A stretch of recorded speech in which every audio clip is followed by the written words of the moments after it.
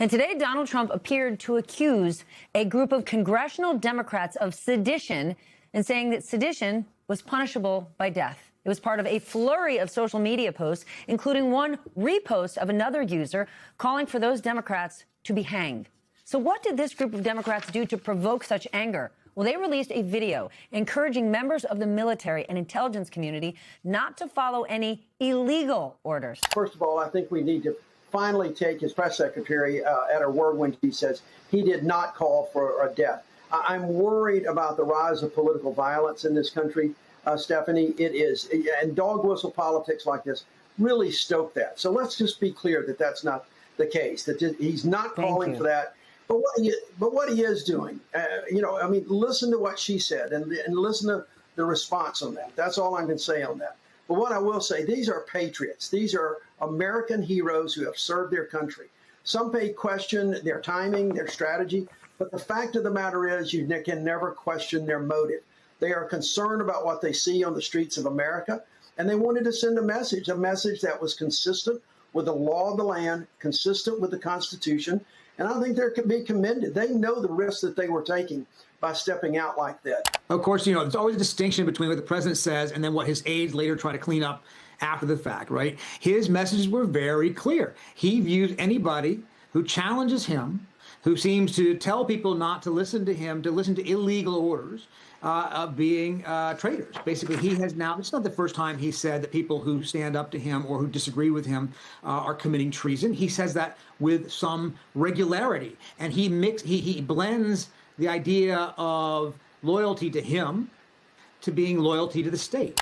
Yeah, I don't know if this is a deliberate, start this again here. I don't know if this is a deliberate attempt to distract us from Epstein or anything else. As a political matter, what I can tell you is that the more the president talks about things other than the economy and other than what he is doing to deal with the affordability crisis, and that's what voters call it, then he's going to find himself continuously in the doghouse when it comes to his handling of the economy. That doesn't do himself any favors or Republicans on Capitol Hill any favors when we're looking ahead to the midterm elections. There is an issue, as Peter raised, with the president's rhetoric. He's been doing this for a decade, and he regularly refers to his political opponents as traitors, as enemy of the people.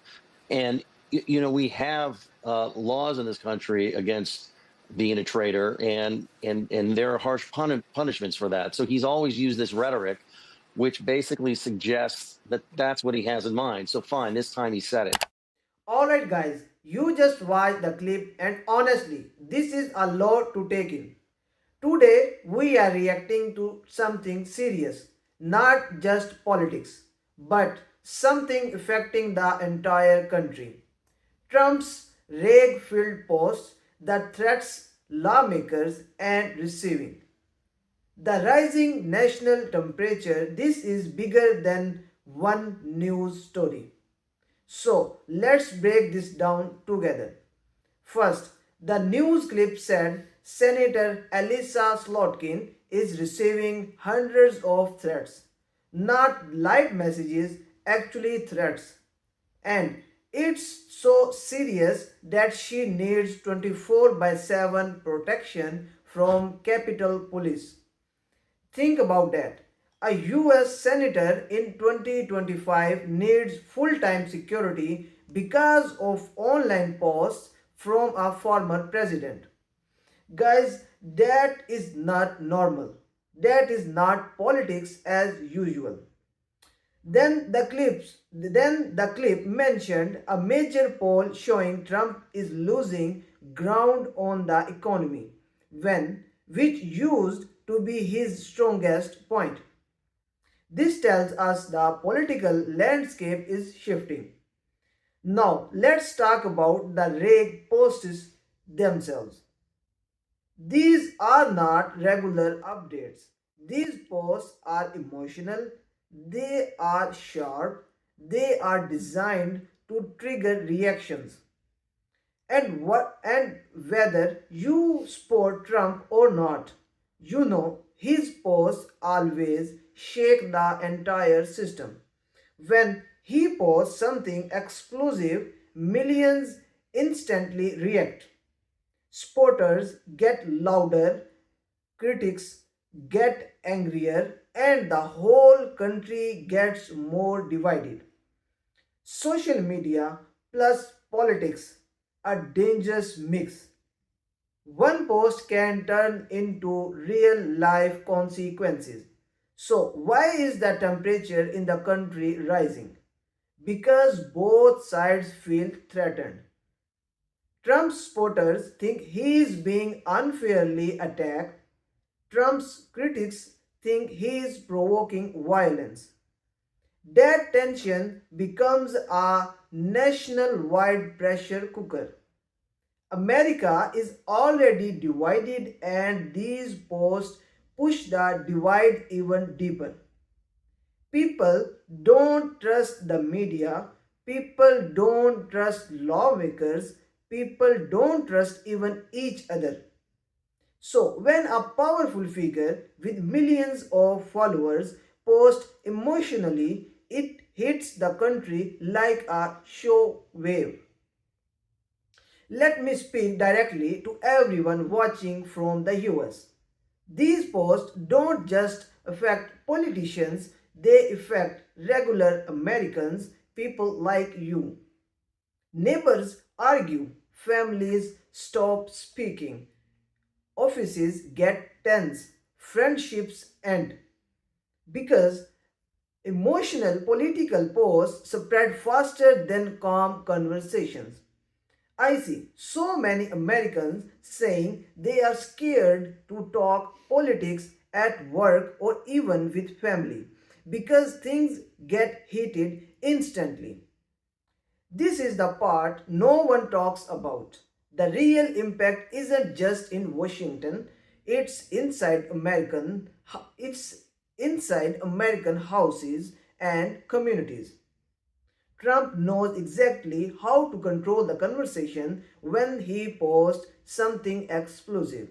He takes over the entire news cycle. Whatever, you like him or not, that's a skill. But it's a skill that make with consequences. When a leader posts with anger, millions react with anger. And one person should not be able to shake the entire country with just one post. But that's where we are right now. The clip mentioned something important. Trump is losing ground on the economy. That's huge. The economy was always his strong point. If the economy becomes a weak point for him, election strategy changes. And usually, when things get tough for Trump, the posts get more emotional, more aggressive, and dramatic. It feels like a strategy to control the narrative. Look, I'm not here to attack or defend Trump. I'm here to give you an honest reaction. And honestly, this situation is very dangerous.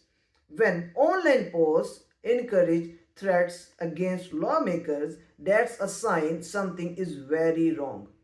No matter what party you support, no leader should push the country towards more division.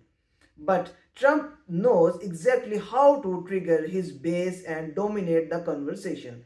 He knows how to grab attention, how to create drama, and how to keep the spotlight on him. The question is, at what cost? That's the part that worries me.